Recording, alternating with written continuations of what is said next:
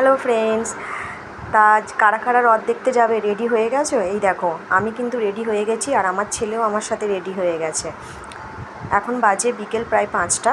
আমরা এখন যাব রথ দেখতে আর রথের মেলাতেও যাব। তা যাই হোক, আমরা বেরিয়ে পড়েছি।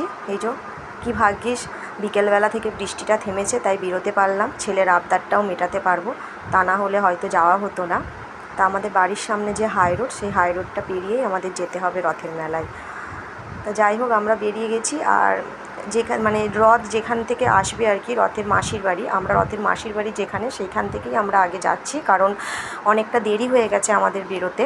তাই আমরা যদি সোজা রথের বাড়ির ওই দিকে যেতাম তাহলে হয়তো রথ দেখতে পেতাম না। তাই আমার বর বললো চলো রথের মাসির বাড়ির এই দিক দিয়ে ঘুরে ঘুরে যাই, এই দিক থেকে এলে তাহলে আমরা ঠাকুরের দর্শন পেয়ে যাব।